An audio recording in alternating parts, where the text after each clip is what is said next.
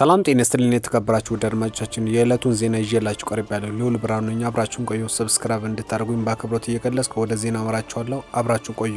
በቅርቡ የቤኒሻንጉል ጉሙዝ ክልል ህገ መንግስትና የክልል ምክር ቤት ተወካዮች ብዛት ያሻሸለ አዋጅ ያልነበረ ያልተደነገገ እንዲባልና ተፈጻሚ እንዳይሆን የህገ መንግስት ትርጉም ጥያቄ ቀርቦባቸዋል። የትርጉም ጥያቄዎች ለሀገሪቱ የህገ መንግስት ጉዳዮች አጣሪ ጉባኤ ያቀረቡ ከተቃዋሚዎች የቦረና ዴሞክራሲያዊ ፓርቲ የተመረጡ 3 የክልል ምክር ቤት አባላቶች ናቸው ተብለዋል። አባላቶቹም የክልል ምክር ቤት ከ2 ሳምንታት በፊት በአብላጫ ድምጽ ያጸደቀው እነዚህ 2 አዋጆች የህገ መንግስታዊ ያልነበረ ያልተደነገገ እንዲባልና ተፈጻሚ እንዳይሆን ተብሎ እንደተወሰነ ዳኝነት ጠይቋል። ተፈጻሚነት እንዳይሆን ዳኝነት የጠየቋቸው አዋጆች የመጀመሪያ የዩኮ ምክር ቤት አዋጅ ተወካዮች ብዛት መወሰኛ የወጣ አዋጅ የክልሉ ህገ መንግስትና እንደገና ለማሻሻል የወጣ አዋጅ ነው ተብሏል። የዛሬ 2 ሳምንት የጸደቀው የዩኮ ምክር ቤት አዋጅ ተወካዮች ብዛት መወሰኛ አዋጅ 99 የነበረው የክልል ምክር ቤት መቀመጫ ብዛት ወደ 165 ተሳድጓል። ይህ የክልል ምክር ቤት የመቀመጫ ለውጥ በህገ መንግስት ማሻሻያው ላይ ተንጸባርቋል። ጠቅላላ የምክር ቤት አባላት ቁጥር ከ100 አይብለጥ የሚል የህገ መንግስት ድንጋጌ ተሰርዞ በምትኩ ጠቅላላ የምክር ቤት አባላት ቁጥራቸው ከ165 መብለጥ የለበትም የሚል አዲስ ንዑስ አንቀጽ በህገ መንግስት ውስጥ ተካቷል።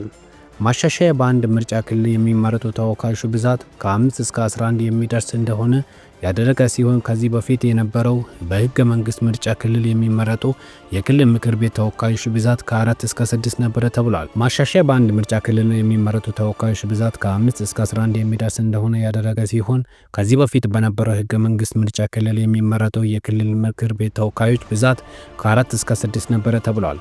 የተሻሻለው 165 የክልል ምክር ቤት መቀመጫ የህዝብ ብዛት ያለመከለ መሆኑ የጠቀሱት የህገ መንግስት ትርጓሜ ጠያቂዎች ነበረ ምርጫው ክልል የፈረሰበትና አዳዲስ ምርጫዎች ክልሎች የተቋቋሙበት ሂደት ህገ መንግስትን የጣሰ ነው ብለዋል።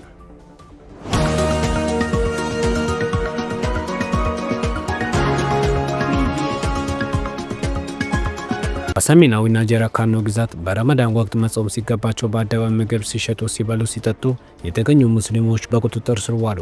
እንደ እስላማዊ ፖሊሲ ሂሳቤ ምክትል ኮሚሽነሩ እንደገለጹት ከ20 ሰዎች በላይ እየበሉ እየጠጡ ባለመጾማቸው 5 ሰዎች ደግሞ በመሸጣቸው በቁጥጥር ስር መዋላቸው ገልጸዋል። ይህ እርምጃ የረመዳን ጾም እስከሚጠናቀቅ ድረስ እንደሚቀጥል ተናግረዋል። ኮሚሽነሩ መገንዘብ የሚያስፈልጉ ሙስሊም ያልሆኑ ሰዎች ላይ ይህንን ተግባራዊ እንደማይደረግ ገልጸዋል። በተቀደሰ ወር ሙስሊሞች መጾም ሲገባቸው በአደባባይ ሲበሉና ሲጠጡ ማየት ልብን ይሰብራል። ይህ ጉዳይ አንታቀዝም፣ ለዚህ ነው በቁጥጥር ስር መዋል የጀመርነው ብለዋል። አክለውም በቁጥጥር ስር ከዋሉት 25 ግለሰቦች በሙሉ በሸሪዓ ፍርድ ቤት ቀርበው እንደ ጥፋታቸው መሰረት ቅጣት ይሰጣቸዋል ብለዋል።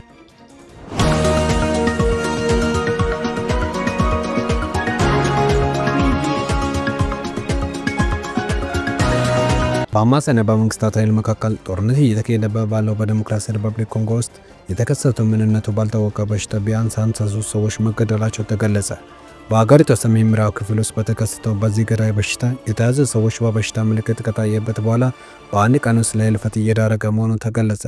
ኮተር በተባለው የዲሞክራሲ ኮንጎ ግዛት ውስጥ በምትገኝበት ሳንኮስ መንደር ላይ ተብሏል። የዓለም የጤና ድርጅት እንዳለው ይህ ምንነቱ ባልታወቀ ገዳይ በሽታ በዓለም አቀፍ ደረጃ ላይ የመሰራጨቱ ስጋቱ ዝቅተኛ ነው ተብሏል። 50 በላይ የሚሆኑ ሰዎችን ገድሏል የተባለው በሽታ መነሻው ምክንያት ምን እንደሆነና መተላለፊያ መንገድ እስካሁን በግልጽ አልታወቀም።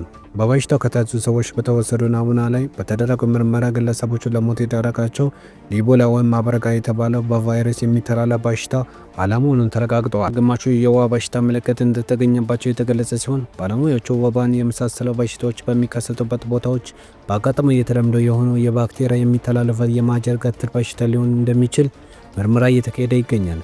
በተጨማሪ በበሽታው በተከሰቱበት ቦታ የኬሚካል መመረዝ አጋጣሚ እንደሆነ ለማጣራት ምርመራ የውሃና ሌሎች አካባቢ የናሙና ስብሰባ እየተደረገ ይገኛል።